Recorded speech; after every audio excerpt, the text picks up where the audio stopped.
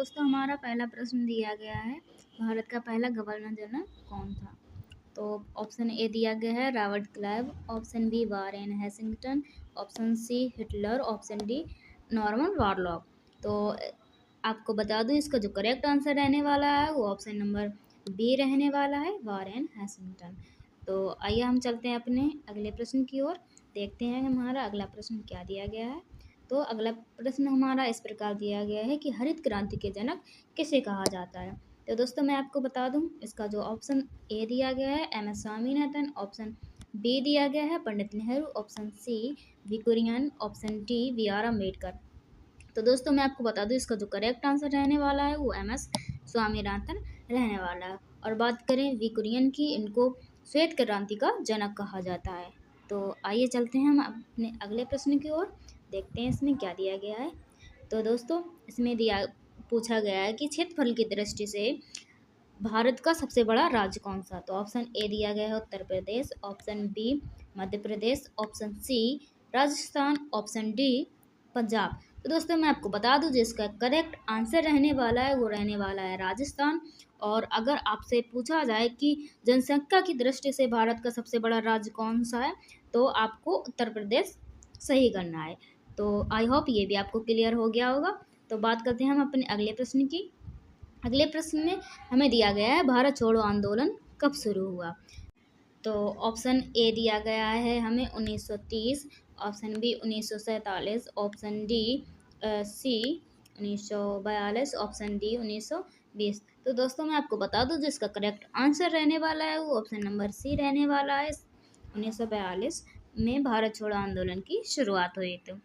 तो चलते हैं अपने अगले प्रश्न की ओर, देखते हैं क्या दिया गया है।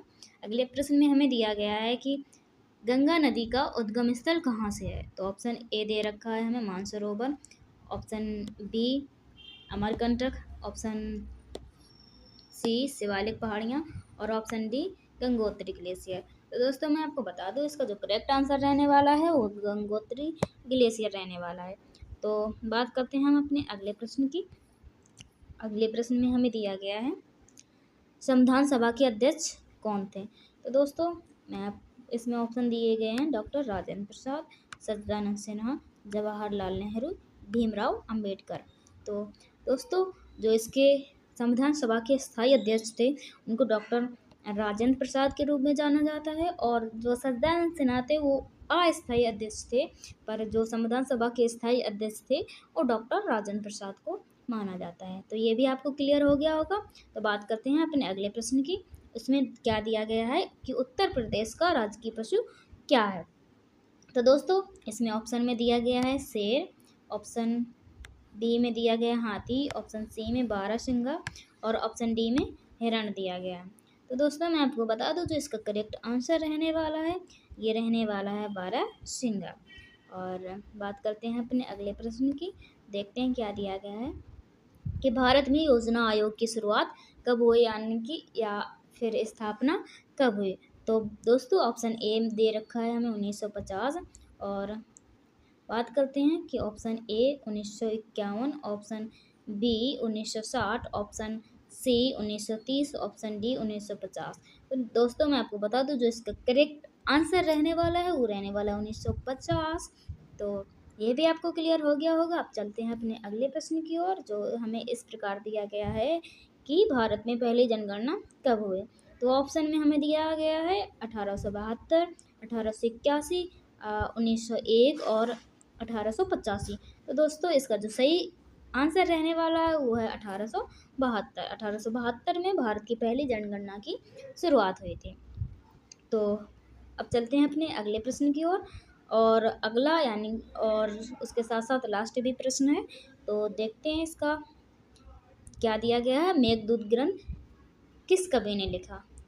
तो ऑप्शन देखते हैं ऑप्शन ए में दिया गया है हमें कालिदास, ऑप्शन बी में बाणभट्ट, ऑप्शन सी में तुलसीदास और ऑप्शन डी में महर्षि वाल्मीकि। तो दोस्तों मैं आपको बता दूं जो इसका करेक्ट आंसर रहने वाला है वो रहने वाला है कालिदास। सो आज का हमारा जो टॉपिक था वो अभी कंप्लीट हुआ।